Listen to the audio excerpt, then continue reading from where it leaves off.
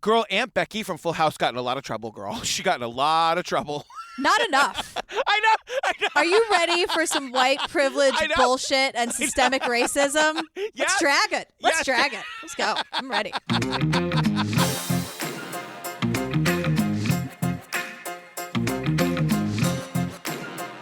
Hi, Julian Pensavalle. Hey, Patrick Hines. Banana. Banana. You guys, if you're looking for more Jillian and me, join us on the Patreon. Over 200 full ad-free bonus episodes to download and binge right this second. So it's where we cover our series, right? Yeah. You know, we've done everything from The Night Stalker to The Vow. The Jinx. The Jinx, Lorena, The Staircase, Serial. Tiger King. Don't F with Cats. All Be Gone in the Dark. Heaven's Gate. Oh my God, Heaven's Gate. What are we doing? Oh, right now we're doing Murder in the Bayou. Yeah. Oh. Heavy shit. Do you guys know that story? Bananas.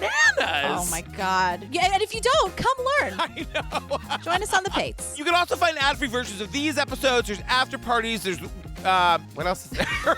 Yeah, we do AMAs, we give advice, we send some videos out sometimes. It's a whole party, really. I gotta tell you, the advice thing that we're doing now, where we're giving you guys are emailing us and we're giving you advice sometimes. I was a little nervous at first, but I think we're kind of good at it now. It started with, do you want to just give this a try? To now Patrick saying every after party, let's give advice again. Your favorite thing. Also, you guys, join our Facebook group. It's the True Crime Obsessed podcast discussion group. 36,000 members and counting. It's where you go when you want to talk about the episodes or meet your new true crime best friends or get recommendations of other podcasts and documentaries. It's a crazy fun place to hang out. It's fun. It's again another party. We're very good at throwing parties. Totally. Girl, I know we got to get to the episode. I do not want to keep you from dragging these rich white people. I know you're itching to do it. I mean, it's unreal. I mean, honestly. Real fun day to come to work, I gotta tell you.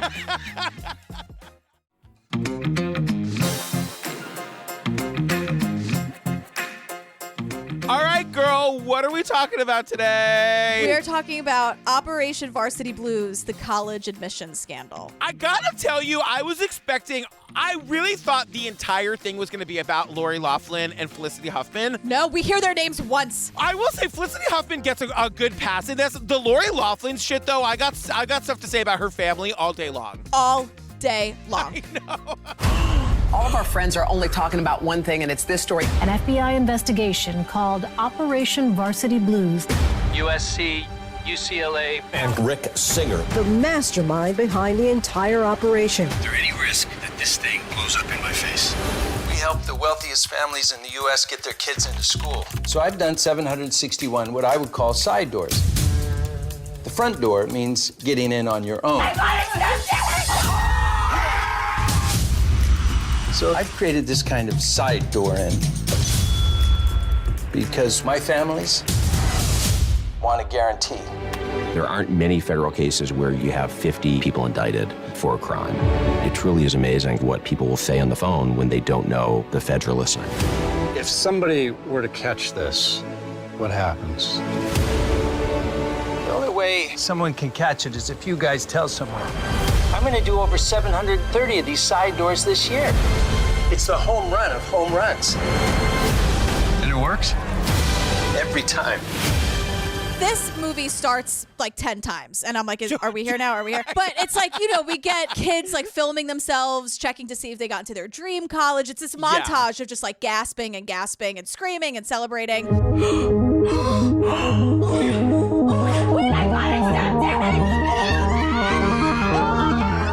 And then suddenly, there's this guy who looks like Matthew Modine with a shitty haircut. And I'm like, oh my God, wait, that is Matthew Modine with a shitty haircut.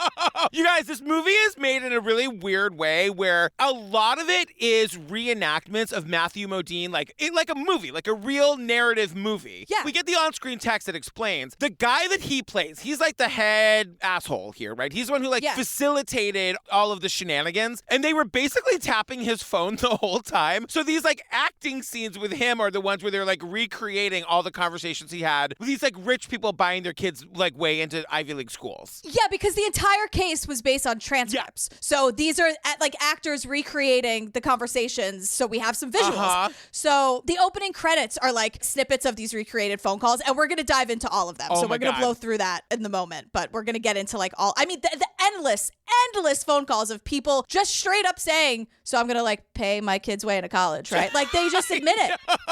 In the opening credits, as that's happening, we're also seeing like the actual like footage of Felicity Huffman and Lori Loughlin. Felicity Huffman, every time you see her, she looks like a deer in headlights. She can't believe this is happening to her. It's the worst day of her life. She like looks really sorry. Lori Loughlin looks like she's working the red carpet at the Golden Globes. Yeah. She's waving, she's smiling. And don't forget, William H. Macy is next to Felicity Huffman. I know. But Lori Loughlin is really looking at this as though her publicist is whispering in her ear, there's no such thing as bad press. And Becky. I know. Honestly, who's surprised? What an idiot. And she's such trash, you guys. When we get there, her family is such trash. It's unreal. Look, I'm gonna drag a teenager. Come for me, internet. I know you will. Fuck her.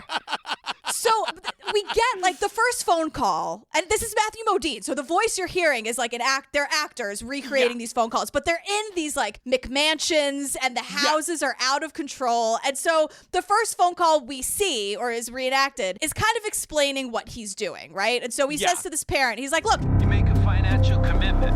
What school you want may determine how much that actually is. And so in terms of things that are more than $500,000 or 300, what's that set of schools? So that's Georgetown, Boston College, Georgia Tech, USC, UCLA, Berkeley, you know. Just tell me where you want your kid to go and we'll make it happen, but there's a price. Yeah, and we learned right from the top, we start hearing about the side door, right? Oh, and we'll get the explanation for what all of this is later, but he's explaining that like... If you want to use my side door at Harvard, it's about $1.2 million. Jesus. But if you want to go through the back door, Harvard's asking for $45 million. God. Stanford's asking for $50 million. Wow. And they're getting it. The side door into Harvard is going to cost you $1.2 million. And I literally was like, well, that doesn't sound that expensive. Well, that's what he wants you to think, because he's like, well, if you go through the back door, Harvard's asking for $45 million. Stanford wants $50, and the craziest part, they're getting it, and it means nothing. It's like, who's paying $50 million? I know. And I gotta say, too, like, going back to the opening where we're seeing all these kids, I don't know about you, I'm assuming it was the same for you. When I was like getting my letters of like yay or nay for college, that shit was coming in the mail. Yeah. Like I was checking the mail. These kids are looking on the computer. Like it's all done via email or whatever now. But like this was just not that big a deal to me. I kind of feel like I was either going to go to college or I wasn't, and I kind of didn't really care.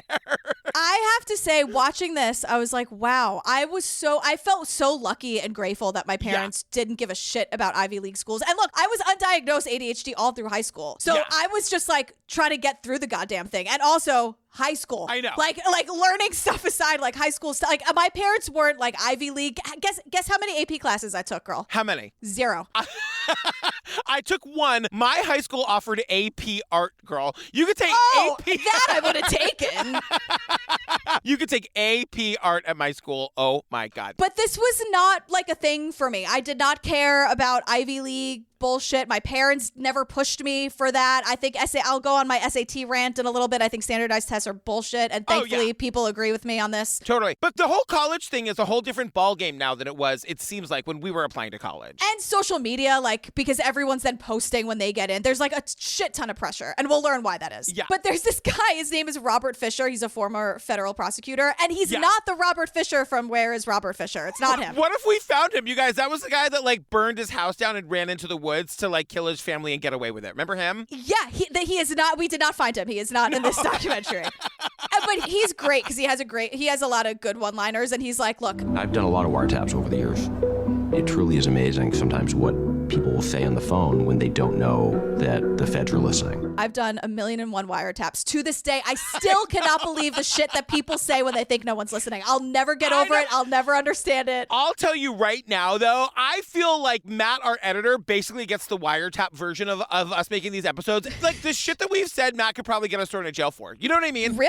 Is it that? Are we that bad off the record? I think we're just getting saucy so we can, when we hit record, that's when the magic happens, you know? I don't No, but I for sure am guilty of saying things when I think no one is listening that I would never say if I knew the cop. Not that I've ever done anything illegal. I live in fear of getting in trouble. But like, I just feel like, I speak with wild abandon. I think everything I say is hilarious. So this is when we learn about the lead guy here. His name is Rick Singer, right? He's the guy that Matthew Modine plays. Yeah. And so, for example, this guy who's like, I can't believe the shit people say on the phone. Like, this Rick Singer guy who's leading this whole scam is asking people for their kids' handwriting samples so he can forge the same. Like, this is, when I say the stuff that they're saying is unbelievable, like, it's things like. So what I'll probably need, if you guys have any pictures of him playing multiple sports, that will be helpful because I will Photoshop his face onto a kicker. Do you have photos so I can Photoshop them in the water playing this sport they've never played? Like, it's that insane if you haven't seen it. It's that brazen. And Aunt Becky does this shit. I don't think Felicity Huffman was Photoshopping her kids. Like William H. Macy? Like, really, dude? I do get the sense that William H. Macy was like not as aware. I'm not blaming the mother, but I'm just saying I feel like no one ever mentions his name in connection with this stuff. I can't even believe he showed up to whatever this press conference or whatever. Like, I can't even believe he was there. I know. William H. Macy and Felicity Huffman are so legit. They're like New York theater actors that like made it good, So for them to be participating in this bougie, rich Photoshopping my kid into a crew boat, I'm gonna buy my way to Sanford. It really seems outlandish. I'm going to say the word outlandish. Just like pay for a tutor if the kid needs it. Like, what, you have everything at your disposal, you fucking idiots. I know. So, like, God, no sympathy. I'm sorry, like none at all. So we get a lot of experts here. Too many experts. Too many. But one of them is named Akil Bello, and I love him. He's a test prep expert. And so he just says, he's like, if you're a well-to-do parent in a school with 500 seniors, your child is getting a fraction of the attention you want your child to get. So you do what you do. You apply money to the problem, and you find somebody who will independently help just your child and help your child through this process. And that's sort of the genesis of an independent college counselor. What he's saying here is that if you are like a wealthy person and your kid goes to like the best school in your town, your kid isn't special there. All of those kids have all of the privilege. They're doing all of the sports and all of the academics. So you need a way to stand out. And that's where these educational consultants come in. Their job is to take your kid and coach them for years. Their role is to help you decide what essay you're going to write, to get you prepped for all of your tests, to get you prepped for your interviews. Like, these people steer your life for the last 2 years of high school. Can you imagine taking this that seriously? My only concern my last 2 years of high school was what role was I going to get in my final senior musical? Right. And was it Bye Bye Birdie? Like, was it Conrad Birdie? It actually was Bye Bye Birdie. I know that you think I don't know the story. That's why I said that. I set you up. This is the story where I did not get the lead and I quit and then begged for my part back. I mean, come on, girl. You don't even have to. This could be your first episode of True Crime Obsessed, and you kind of knew where that story went the minute I said Bye Bye Birdie. I quit the show and then begged for my part back. It's Bye Bye Birdie. Everyone wants to be involved. It's true. But so these people are called independent college counselors. And so this is how Rick Singer started, this guy who's like the ringleader here. And they tell us, I'd like to think that Rick started out trying to be professional and trying to be legitimate. For a number of years, Rick was the go-to person. He was the only one in town who did this sort of thing. And so if you wanted information about college admissions, you went to Rick. He was kind of the only gig in town. And I mean, the pressure now that the kids are facing in college, it was like starting to come around in the late 90s, early 2000s. And so there are all these women saying like, we kind of felt like if you wanted to get in, you had to go to Rick. He was the only guy in town doing this. And it felt very high stakes. Like, well, if I didn't get into my college, would I have if Rick was involved in my life? Right. It was that kind of feeling. And like this guy is no fun. Like, this guy has no personality. They say he dressed like an actual like basketball coach. He's not chatty. He's not personable. He's just there to intimidate you into like getting into the college you want to go to. And my favorite, I think maybe my favorite person we meet, her name is Margie Amat. Her lower third is educational consultant, but I added and president of the I Hate Rick Singer Club. She hates it. She's like, he used to walk around in his athletic clothes and his little monk hairdo. He wasn't necessarily charismatic. Yeah, he walked around with his little monk hairdo and didn't have a shred of charisma. And I'm like, he does look like Doe from Heaven's Gate, if you just joined us on the page. He totally. And by the way, Matthew Modine does a really good job, but like Matthew Modine is the opposite. I don't know if you know this about me or not. I have a true daddy crush on Matthew Modine. I would leave my family for Matthew Modine today. Is it because when he was in Vision Quest? No, it was Gross Anatomy. Gross Anatomy, and I just love him. And he loves the state of Michigan. I don't know if you know this, but he does like ads for how awesome Michigan is. I don't know all that much about Matthew Modine. I appreciated his performance in this. We start to learn that this guy started out legit, like he was really just like playing by the rules. But then we learn early on, and this is just banana. I can't believe this guy hasn't been like murdered on the street for this. He started changing the race on kids' college applications. The word I got from people who knew him in Sacramento was he was exaggerating and fabricating there on kids' applications. You know, changing their race from white to Latino or African American so that they could qualify for affirmative action. I mean, he was quite brazen. Do you know that a high school boyfriend of mine did that? He checked Asian Pacific Islander on the application. No. Yeah, because he was fucking Filipino. His parents were from the Philippines. That's why he did that.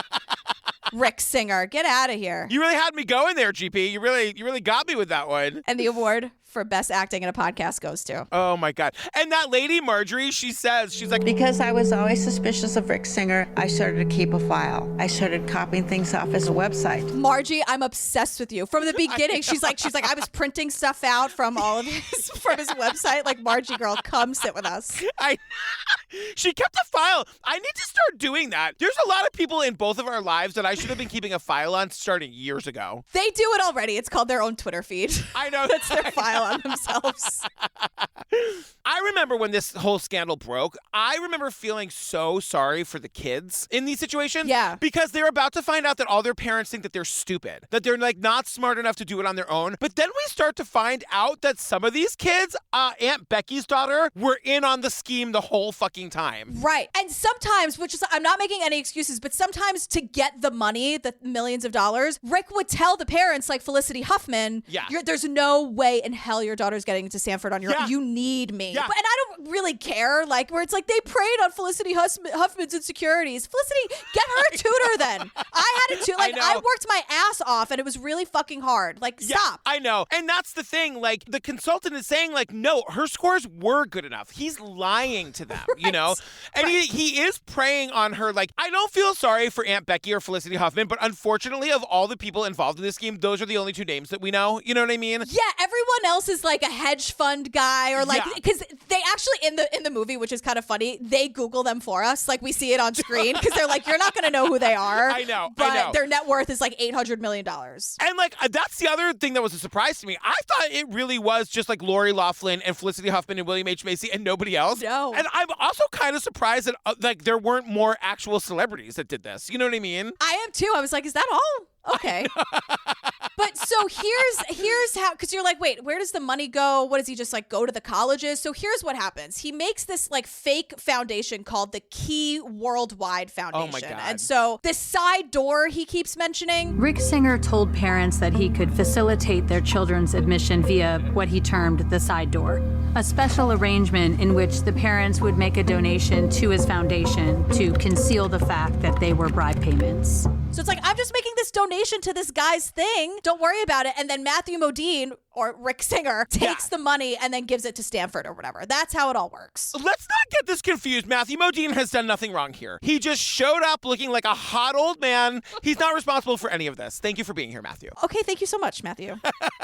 And the thing is, like, the parents, they are in the know. They're like, no, don't worry. You're going to pay this bribe money to me. Right. And so it looks like a donation. Then I'm going to pay it to the school. Like, all the parents were 100% in. They knew exactly what they were doing. Right. And this guy, Rick Singer's whole side door plan is based around niche sports. So what we eventually learn that he does is he makes deals with, like, the coaches of various niche sports, like fencing, sailing. We learn that all of those coaches at these various prestigious colleges get a certain amount of slots where, like, if they recruit a kid, the kid gets in basically no matter what. And this guy, Rick, is basically buying these spots from these, like, weird sports coaches at these, like, fancy universities. Who the fuck is going to college on a fencing scholarship? White people. And that's what they say. Like, these preferences and techniques, they skew rich and white. Who is fucking fencing? I'm sorry. Like, the deck is stacked against everyone who's not rich and white, basically. Sorry, not to harp on the fencing thing, but, like, what does it benefit the college to have a fencing team? I really don't get it. Right, that they constantly need funding for, then cut it. And also, right, totally. Also, the swords are fake and they bend. Why are you wearing that face shield? I know. What's happening? Don't ask me, girl. I just want to be in Bye Bye Birdie like the rest of you.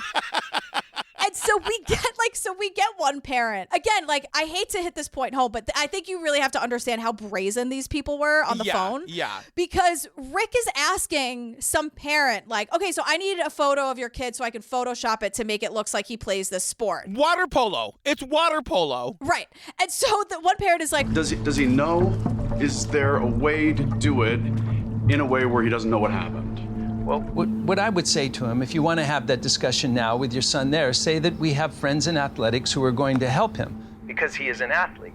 But I can't say that in front of my son because he knows he's not. Rick, but my son doesn't play like a single solitary sport. He's going to know something's up. And Rick is like, just tell him we're friends. We have friends in the sports and they're going to let him play the sport because your son's an athlete and we know people with the athletes. And the dad is like, right, but he doesn't play a sport. Like, I can't say the words, you're an athlete, to my son because he knows that he's not an athlete. And Rick just talks around this guy. But the thing is, like, Rick is going to get this kid a spot on one of the most elite water polo teams in all of the colleges in all of the United States. And I wrote in huge letters, what's going to happen when this kid just, like, doesn't show up to practice, or he shows up and he's me in a Speedo playing water polo? No matter how many times it is explained in this documentary, I still don't get how they get around that part. Because the coaches are in on it. And this admissions team, the admissions whatever team, I don't know, the admissions ensemble members, just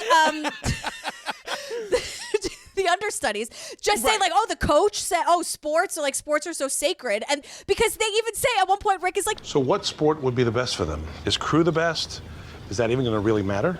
Well, for me, it doesn't matter. I'll make him a sailor or something because of where you live. You know, you live on the Cape. I'll make your son a sailor. But remember, he doesn't even have to step foot on a boat once he's at Stanford. They don't have to show up. That's the thing. And everyone kind of knows it. So it's like, how are the kids, like, how would the kids even just say, oh, so I'm going in on a sailing scholarship or whatever, but I never have to show up to the boat? And I gotta tell you, I grew up on Cape Cod. We see this guy. The budget for this movie must have been $1 zillion. This call is supposed to take place on Cape Cod. There is not a single house in the state of Massachusetts that looks like that house. Right. And I think this is the conversation where the guy's like, hey, after we get away with this bullshit. Oh, by the way, you should mark your calendar for next July if you want in on Paris. Got a big birthday, July 19. Okay. I rented out Versailles. Oh, my God. You're crazy.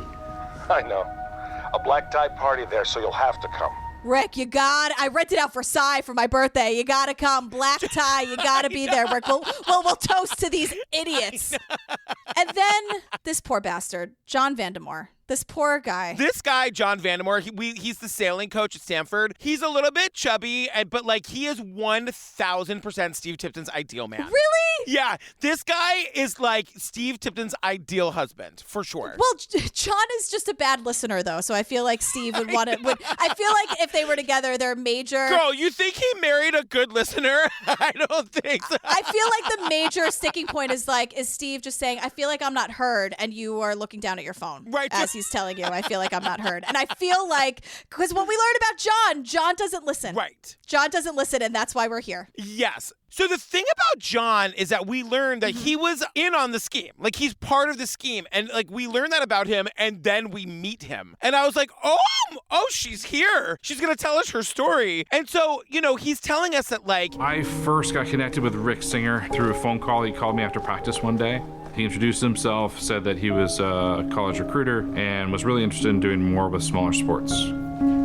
So I thought it was intriguing, and I agreed to meet with him the next morning. We get this whole scene where like they get off the phone after their first phone call and Rick is like, I'll come and meet you tomorrow. And he's like, great, I assumed I'd have to like come down and sign him in. But then like all of a sudden he just shows up at his office door. Like, and he's saying Stanford is locked down. So like the only way he could have gotten to my office from outside is if he like really fucking knew people at Stanford that like just waved him through. And that's his introduction to Rick. And that's part of the manipulation. Like Rick just calls John up out of the blue and is like, I want to help this small sport that you have going on here. And so when he just walks in, John is like, oh, okay, I get, like John already thinks that Rick like ranks higher than he does at Stanford, which is not true. Completely. So Rick pitches John the student named Molly Zhao. And John's like, Rick said that she really wanted to go to Stanford. My recruiting was pretty much done at that point, so I wasn't really considering her for a spot that I could support, and I had told Rick that. He contacted me almost right away and was like, is there any other way you could support? Her family is pretty wealthy and they would be interested in donating about $1 million. I'm sure Molly's great, but I'm done with my recruiting right now, so I'm only allowed a certain amount of spots, and unfortunately I'm all booked up, but like good luck to her, right? Like good luck. We actually see Molly. She like makes an appearance for 5 seconds. Yeah, and Rick is like, yeah, but she's rich. Like her family's rich. What do you mean you don't have any more spots? She's rich, and they want to donate $1 million. And John's own boss says to John, my athletic director had said that it is something that Stanford could do, but that $1 million wasn't enough to really have an impact with admissions. Basically, like quoting The Social Network, like $1 million isn't cool. You know what's cool? $1 billion. Like $1 million isn't enough for this small sport that is like dying for money. Then don't have a sailing team then. Exactly. And so this girl Molly gets into the school anyway, and Rick then calls this John guy back and is like, hey, she got in. Thank you so much. I'm going to write you a check for $500,000 for all you did to get her in. And this guy John's like, I didn't do anything. I literally did not even know she got into the school. And he's like, well, I'm going to write you that $5,000 check anyway. Like, no worries. And it's true. Like John didn't do anything. And so like Rick writes him this $500,000 check. He brings it into like the head of the department and everyone's really impressed. Like $500,000 for the sailing team at Stanford's a big deal. So like that's a good thing that just happened. But what really all of our like FBI experts are here to say like, why did Rick Singer donate $500,000 in the name of Molly Zhao? Only Rick knows the answer to that. That may have been a huge down payment for access to the Stanford sailing program. Basically, now he's in. This guy, John, who needs money for his department, knows that this like guy can get him money if he can offer spots to students on his sailing team. And John keeps saying like, yeah, like no one was really paying attention to me. And then I said the name Rick Singer and everyone was like, oh, I know who Rick is. Yeah. So Stanford, like these colleges are complicit. They know. So, you know, your question about like, how do the coaches not know? Like if someone doesn't show up for practice or rehearsal, like do they notice? Right. Yeah. We're going to use the example at USC. There's this woman, Donna Heinel, and she's what they call the liaison. So Rick takes, you know, the transcripts, the test scores, which we'll get to in a minute, everything that makes Daisy look like she's a water poloist or water poloer or whatever on paper and sends it to Donna. Heinel became the gatekeeper between the admissions department and the athletic department. Because the idea was for the students to be treated as recruited athletes, that's virtually a guarantee of admission. So every single thing about sports and admission goes through Donna. That's for all sports across the board. So Rick is paying her like $20,000 a month to convince the admissions team to admit these, quote, athletes. So she's the gatekeeper. And even these fake athletes, if for some reason some admissions board is like, something in sports is a little fishy, like I don't believe a coach about something, Don is the one to be like, don't worry about it, you're an idiot, sports is God and it's fine, and just trust the coaches. But my whole thing about this is that like, doesn't every team need an actual number of players? How are there just spots available to kids who aren't going to actually be on the team? And the answer is they have these things called like walk-on spots. So these are not kids who are invited to be on the team. These are kids who are invited to try out for the team once they get there. And the fact that that exists and somebody higher up at the college did not recognize what an opportunity for fraud that would eventually be is mind-boggling. And we just learned that none of these departments talk to each other. That like admissions just takes the sports department at their word. If Donna says this kid is good enough that we need to give them a spot at Stanford because they're they're going to try out for the team and they'll probably get on the team. Stanford just says yes. Right. And so Rick says, or it's like, it stopped me in my tracks when he says this. He's like, your daughter will get presented, and if the committee says, okay, good, she's in, then what happens is Donna tells me she's in. We're good.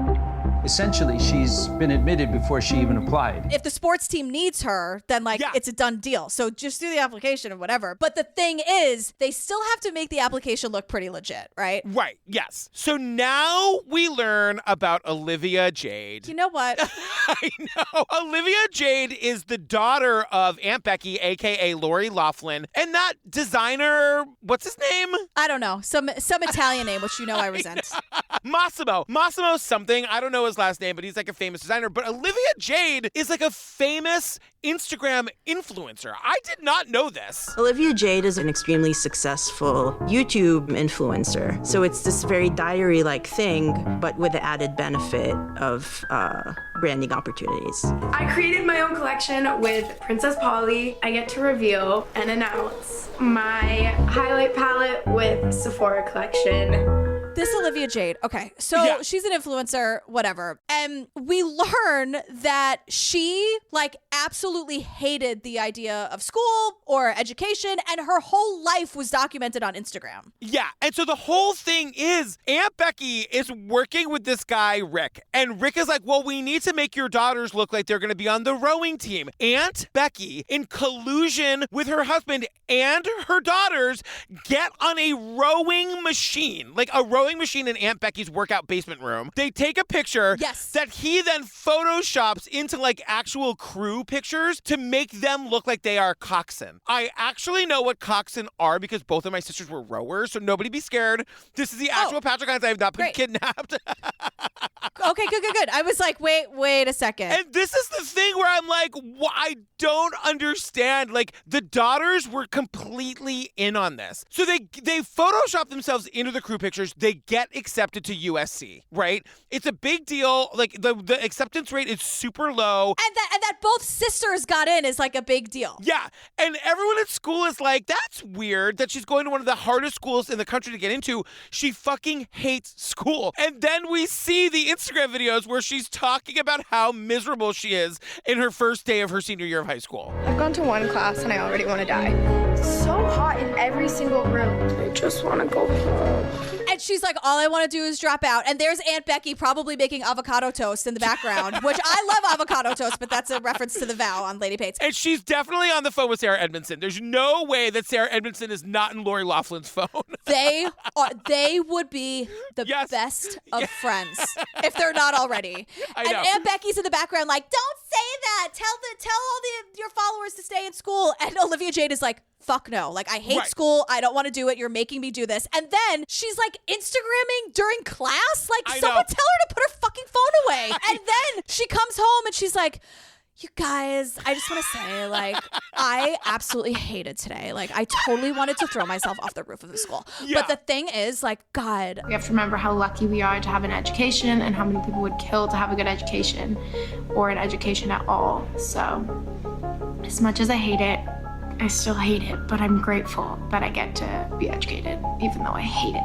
I am so #privileged and so #blessed to even get an education. So many of you don't have the privilege that I have. Essentially, that's what she's saying. She's talking about how privileged she is that she gets to have an education because when she gets into USC, she doesn't want her 30-panel Insta story as proof. Here, I have 30 questions about this. Yes. Number one, what does this girl have to hate about school? She's rich. She is famous. She's beautiful. She has a clearly very, loving family. What is wrong with, what is bad about school? And my only thought is, it made me really sad because I was like, what if she has an undiagnosed learning disability and that's why she hates school? You know what I mean? She hates school because she's bad at it. And it just made me think of Daisy, who if we didn't get her tested, we never would have known why she didn't like school. She doesn't like school because she's dyslexic. Right. And that's really sweet. And I can relate to that. However, she also, because someone even says well, why would she want to go to college? She has a makeup palette with Sephora. She's doing fine. But that's my other question. She does not want to go to college. She's a fucking businesswoman at 18 years years old. Why is she going to school? Because Aunt Becky and her husband never went, and Olivia Jade says as much. They never went to college, so they want me to go. Honestly, no one would even know who their kids are. I know. To be like, oh, did you hear that Aunt Becky's kid didn't go to college, but she owns Sephora now? Like, who cares? Who cares? I gotta say, though, the second I saw a picture of this girl, I was like, that has to be Aunt Becky's daughter. Like, she looks so much like her mother, who, by the way, like 100 years ago, I thought Lori Loughlin was the most beautiful woman I'd ever seen in my life. She's ugly from within. I know. So you guys, I gotta tell you, this girl's guidance counselor gets involved and I am obsessed. Because both sisters get accepted to USC as like these star coxswains. Like they're gonna just like turn the whole USC crewing team, whatever. So he's like, that's super weird because I follow Olivia Jade on Instagram. I'm one of her 800 million followers and all she talks about is how much she hates school and she's never been in a fucking boat in her life. And he's like, I'm her guidance counselor. I know how she spends her time. She's not on the crew team. So he calls USC to, quote, like, do a check on, like, the status of the applications of all of his kids. But you know he was really fucking calling to, like, spill the tea on Olivia Jade. I was like, is that a thing? Are all guidance counselors in big high schools this invested to call and, like, check in on applications? I hope so. I mean, they're definitely going to, like, a fancy private school, like, in Beverly Hills or whatever. But, like, he gets USC on the phone and he's like, I told him I had no knowledge of Olivia's involvement in crew, and based on what I knew of her video blogging schedule, highly doubted she was involved in the sport. Yeah, it's cool that you admitted them for the crew team, but they don't play crew. Like, they don't do that. Do you play crew or do you just row crew? Do you play it? No, you don't play crew. Okay. You row crew. Okay. And you have to be really serious. Like, crew rehearses at like 5 a.m. It's very bizarre. Like for hours. I know. Oh my God. My sisters were both super into it. I was like, that's a lot with your arms. You know what I mean? The thing that's so funny about crew is like you have to be into it. You have to like have the passion to want to wake up at 4 a.m. and like just row for 2 hours. So like your sisters felt that. Olivia Jade did not. No. And like I would have gone to drama club rehearsal at 5 a.m. Also, why does drama club get nothing in this? Like, why can't you be side doored into Harvard for the drama club? Why? Yeah, because nobody gives a shit about the arts or anything that matters. Right. I know. But here's where we learn that Olivia Jade knew all about this. Yes. There are like emails where she says, Olivia Jade asked whether she should list USC as her top choice school, and Lori replied, yes, but it might be a flag for the weasel to meddle, presumably referring to the counselor. And Massimo added to that, fuck him, and said that he was a nosy bastard. She calls him the weasel. I was screaming, Aunt Becky. And then the dad, Massimo, whatever the fuck his last name is. He marches down to the school and threatens the counselor, like storms into his office. He comes up into the guidance counselor's office. The guidance counselor tells us He aggressively asked what I was telling USC about his daughters and why I was trying to ruin or get in the way of their opportunities. His tone made me visibly nervous. The guy was so angry that he was actually afraid for his safety. He goes to threaten the guidance counselor to keep his mouth shut. And I'm like, okay, well, that's another red flag for the weasel to meddle. Like, how obvious is it that something's up if there's this Italian fashion designer kicking your door in and screaming at you? That is so fucking insane. And then Donna, the woman who's like is like the mediary at USC, like she runs the athletics department. She's on the phone with Rick being like, girl. Yeah, hey, Rick. I just want to make sure that, I don't want the parents getting angry or creating any type of disturbance at the school. You cannot have this guy go down there kicking down the door and threatening the guidance counselor. Like, what the fuck are you doing? We can't have parents threatening guidance counselors. This whole scam's gonna fall apart. Like, literally, like, honestly. Like, there's no way these fucking idiot Instagram influencers are gonna get into USC on a crew scholarship when everyone knows they don't even fucking go to class and no one's gonna say anything? What? And Rick's like, Patrick, that's a very good point. Here's what I did to counter that. So Rick is also charging $75,000 to get any score you want on the ACT or the SAT, these standardized tests that are total bullshit. This is unbelievable what he's doing here. And a lot of our experts are like, just so you know, like even the standardized test companies say that they're bullshit. For many years, the SAT was explained and advertised as being an aptitude test, a very prominent predictive feature of getting a high test score is family income.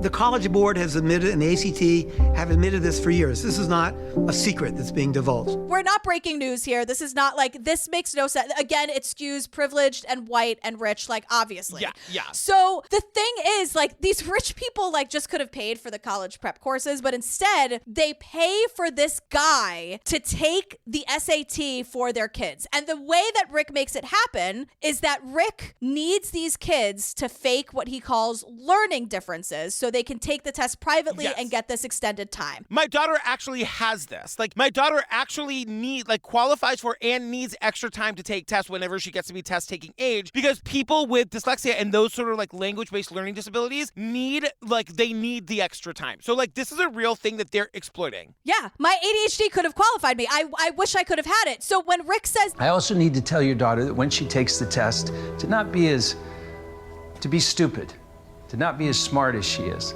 The goal is to be slow, to not be as bright as she is, all that, so that we show discrepancies. Rick, as someone with a learning difference, kindly fuck right off. How fucking dare you? Not only does he get them to be able to take this test over multiple days, like the SATs is like a 2-hour thing. You go, you sit, you take it, you leave. He gets it so that these kids can take it over multiple days with as much time as they need. They can also take it anywhere in the world with like their own individualized proctor. So we see him explaining to this family, you're going to fly to LA as though you're going to look at schools. When you get there, your daughter is also going to take the SATs. It'll be her alone in a room with a proctor. She'll have her fill out her answers on like a different bubble form than the actual one that is given to her. What we do with kids who have learning differences is they write their answers on a separate sheet to the side of it so that we can rebubble. You guys will leave, and then Mark will look at all her answers. Mark will then take the exam and then ensure that whatever score we decide that we want to get, he has it down to it's unbelievable what he can do.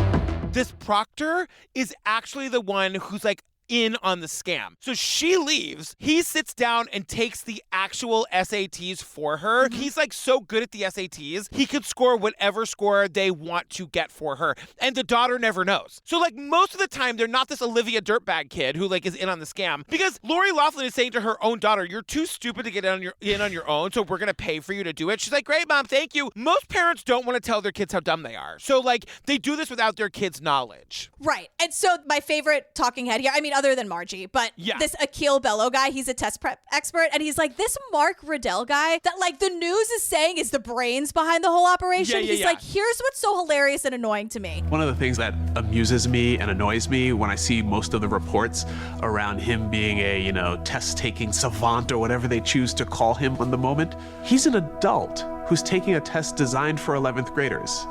Anyone worth their salt in the test preparation industry should be able to do what he did. He should be able to nail this test. This is not a genius thing. Like, you're all just lying. Like, he's not some genius. He's like, if he can't nail the SATs as someone who teaches it, we have a problem here. Right.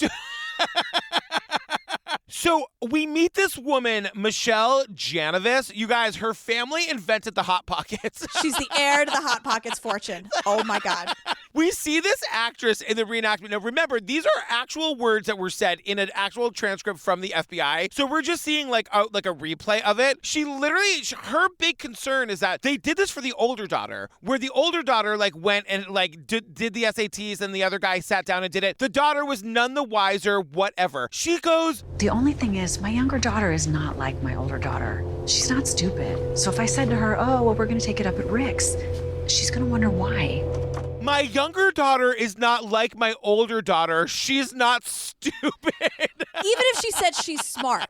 Or she's smarter, or she's a little more streetwise, or something. But to say she's not stupid is like unbelievable. But also, what it really strikes me about these people is that no one wants to fucking do the work. Right. Why don't you put that $100,000 into like private tutoring? I'm sure if you really just have $200,000 burning a hole in your pocket, I'm sure you can find a way to spend it that also includes doing some goddamn work. And that's the thing. Like, not only do they know that the kids don't want to do the work, they've raised them in such a way that they know they can't do the work. This is the only way these kids are ever going to get into these colleges. So the way this all comes crashing down is that someone is arrested on some random securities charge. Just, I don't even know what that thing is. And to save their own ass, they're like, I know this is totally unrelated, but Aunt Becky is cheating on the SATs. Is that valuable to anyone?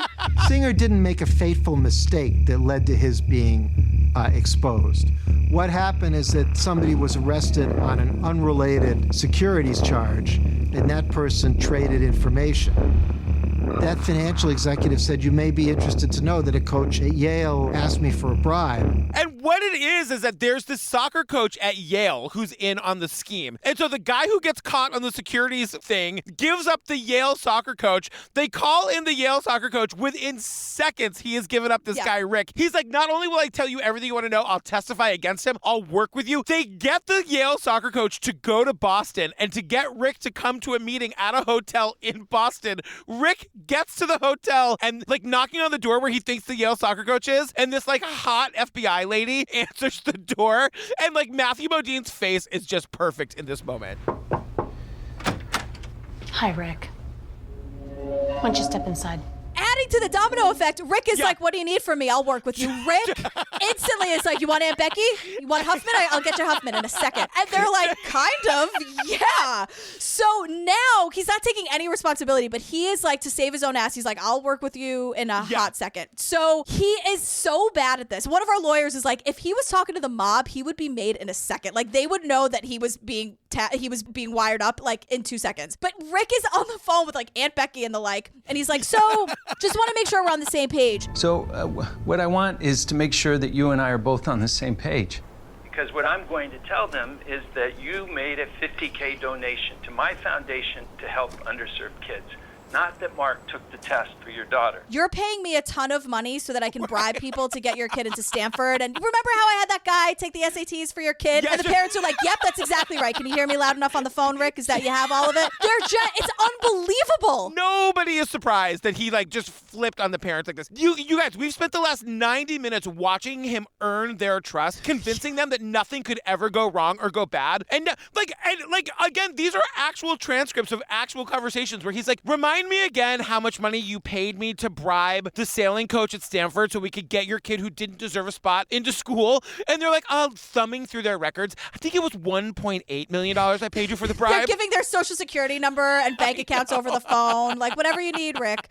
But remember John, the bad listener, the sailing coach who everyone was like, how did he get roped into this? What is happening? And he actually his biggest crime here is just being a bad listener, because he's the opposite of just yes, absolutely. It was $250,000 and I sent it on this day and you need a screenshot of my wire transfer. John is literally on the phone going, yeah. Okay. So I just want to make sure that we're confirmed that, going forward, I'm going to at least potentially have a spot with you. It'll probably be an athlete, like the other student who wasn't an actual sailor. Okay. And then I'll put together a profile for her and put all the major regattas that I come up with from the internet and bring someone to you. And then we'll make a payment to you again. Right. He doesn't understand a word Rick is saying. No. Rick is steamrolling him. He has no idea what's going on. He's playing solitaire on his computer. He's not listening. He's just yesing him to death. And that is John's biggest downfall. Everyone, listen when people speak to you. Listen. Yeah, so that is a problem. But John, of all of the people we've met in this documentary, and this is kind of his saving, because what happens now is we get to the sentencing for all the parents, right? All the parents are in trouble. They're all going to jail for months and months and months. But this John guy, the judge is like, this guy's kind of hot and kind of dumb. And at the end of the day, Judge Fobel understood that this was a guy who really cared deeply about his students, and therefore there really was no need to send him to jail. Mr. Vandermoor is probably the least culpable of all of the defendants in this group of cases. Certainly the parents are in a different position. The other coaches benefited for themselves. He did not do that. He never used any of that money to enrich himself. Whereas that woman Donna at USC, she was making $20,000 a month on this guy, right?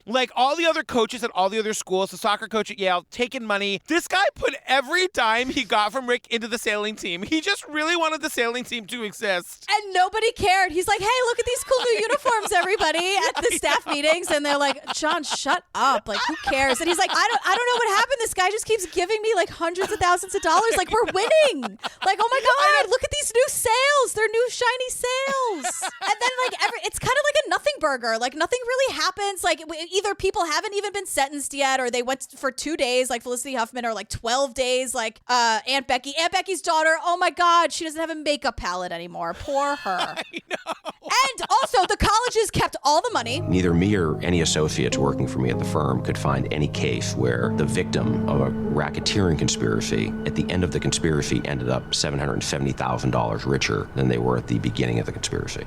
And they also accept no responsibility. They're like, none of our coaches are on the take. I don't know what you're talking about. None of this is real. And Rick Singer walks among us because, remember, he did this with a lot of families. So he is like not going to be sentenced or even prosecuted until his work is done, basically, like ratting all these people out. And we're back with Marchie, educational consultant and president of the I Hate Rick Singer fan club. And she is just like... Rick Singer is back in Sacramento. He drives around town. Again, he's still in his athletic clothes. He doesn't look any flashier.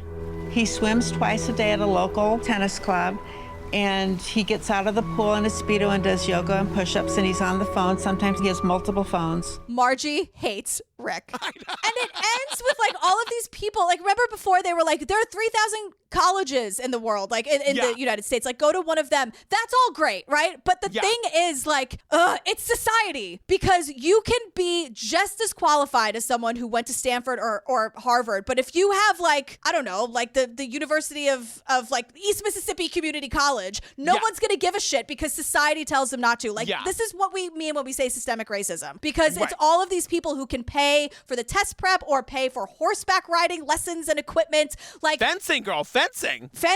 We need to make it so that all of these big companies or whatever really do look at the qualifications equally and don't just say, where'd you go to college, and leave it at that. Yeah. It's ridiculous. It's ridiculous. People just think Harvard is better. They just do. Like, stop. But the best thing, it's not covered in the documentary, but my favorite thing to know is that Aunt Becky was not invited back for the last season of Fuller House. Oh, she wasn't.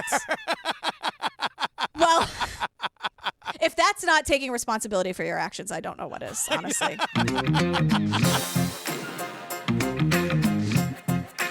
Oh, you guys, we did. What's this one called? This is a mouthful. Varsity Blues, the college admissions scandal. It's a real good one. My sweet baby daddy. No, he's not my baby daddy. He's just kind of like a daddy who I think is handsome. Matthew Modine. He's like your sweet baby, and also like you have a daddy thing for him. It's like two different things. Got it. You guys, if you want more Jillian and me, join us on the Patreon. Over 200 full bonus ad-free episodes. Download a binge right now. Everything from The Staircase to Serial to Making a Murderer to All Be Gone in the Dark and The Vow and Heaven's Gate and what else? Did you say Tiger King? Did you say Tiger King? Don't F with Cats. Like after parties, fun little videos. It's really, I just keep saying it's a party, but it really is. Like once you sign, and you get all of it immediately when you sign up, by the way. It's true. It's totally true. What are we doing next, girl? What? We are doing Gorilla, the Taking of Patty Hearst. Oh We're going to Patty Hearst. Yes, I watched this movie forever ago. I am obsessed with this. Another like rich heiress who like gets talked into doing bad things. And then like everything's fine in the end. Like we'll see. I have a lot of feelings on this. I have a lot of feelings on this. Patty Hearst, girl, we're coming for you. Stay tuned for the trailer for that, plus our ridiculous and hilarious outtakes. Oh, by the way, follow us on the internet, you guys. Follow us on the Instagram at True Crime Obsessed Podcast. Every Tuesday at noon, we go live for half an hour. We chit-chat. We talk about the episodes. We take your questions. We call it Ladies Who Lunch. Yeah, it's very fun. And yeah, we get fun questions. You all have fun questions for us. She is Jillian with a G on all the things. I'm at Patrick Hines _ on the Instagram, at Patrick Hines on Twitter. That's all I got this week, girl. Wow, she can hear you. No, I'm just kidding. I knew that you were. All right, love you guys. Love you. Thanks so much. Bye. Mom, Dad, I'm with a combat unit that's armed with automatic weapons. There's been a big kidnapping on the West Coast. The victim is Patricia Hearst, the daughter of newspaper executive Randolph Hearst and a granddaughter of the legendary William Randolph Hearst. Police say the whole thing was carried out with commando-like precision. I mean, the whole thing sounded ridiculous. Symbionese Liberation Army. Who are these people? What do they want? We have declared war of death to the fascist insect that preys upon the life of the people. We thought for sure it was just some lunatic right-wing friend. Hearst said, it's my daughter, will do whatever they want. You said that it was out of your hands. What you should have said was that you wash your hands of it. I've been given the choice of joining the Symbionese Liberation Army. I've chosen to stay and fight. common sense dictates that she is still being held prisoner. She's a victim of thought control by terrorists. Every day your captor lets you live, you more closely identify with that captor, even sexual attraction. They have more ammunition than the police do. That's bad. That's bad. So this is the first time something like this has ever happened. So there are no ground rules. When asked for her occupation while being booked, she told the officer, urban gorilla. It is probably the mystery story of the 20th century. Thank you all so much. Bye-bye.